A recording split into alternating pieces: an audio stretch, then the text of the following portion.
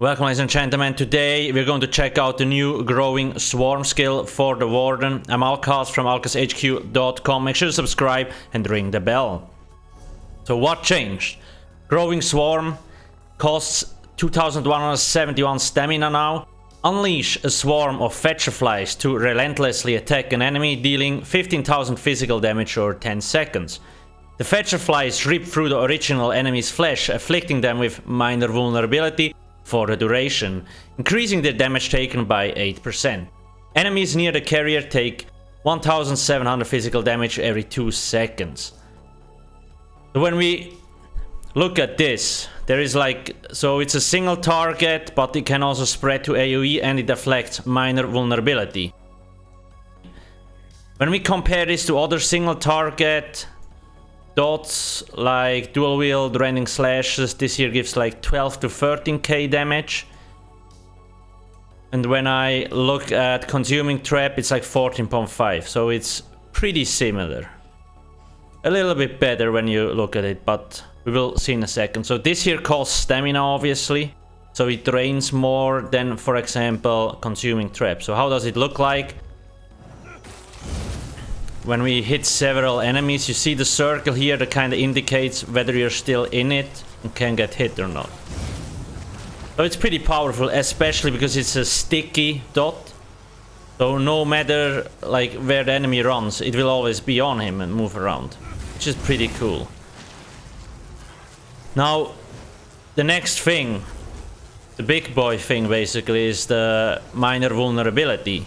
Previously, you usually used Infallible Mage. When you did a heavy attack, you applied vulnerability. Now, a few updates ago, you only had to do like a medium attack, but now you can do a heavy attack, like a full, and it will apply. So it's not that good anymore anyway. But growing swarm kind of makes this completely obsolete. Granted, you need a warden in your group to have this, but this is a 10-second dot. It's very easy to keep up. Now, when we look at damage, quickly showcase you. So I made 2 tests here. This here was with like growing swarm, 2.8k, and then the other one, consuming trap, 2.8. This here had a little bit better crit rating than growing swarm, so maybe it's a little bit more damage. But overall, I did a lot of DPS testing with this, and most of the times consuming trap came out on top.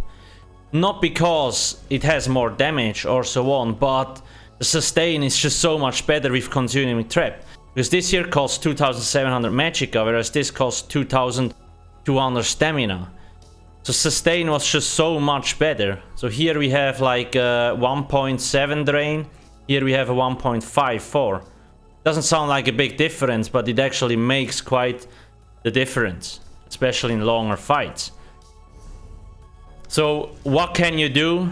Stam Wardens in general, they don't really have like the highest DPS available anyway. So most likely people will just run Stam Necros or maybe Stam Sorks. But if you have a Warden healer, you can slap this on. Because sure, it costs stamina, but you can just think of like Templars usually use Power of the Light on healers too. And they could easily sustain it. So Warden healer could probably also sustain growing swarm. Or you have a Warden tank, off tank, that could keep this up. So I think the ability is mostly interesting for the debuff, but not really for the damage. Nice AoE damage if you have a Warden in your group. I just don't think it's worth bringing a Warden, because there's better classes with more damage. So that's more or less it about growing swarm. I like what they did to it, that they reworked it a little bit. So now it can be used for stamina setups. And the vulnerability is nice. And it also opens up more options, obviously. What do you actually think about this skill? Do you like it? Do you think like it's too strong, it's too weak, or what would you like to see changed? Let me know in the comment sections below. Thanks for watching and see you soon. Cheers.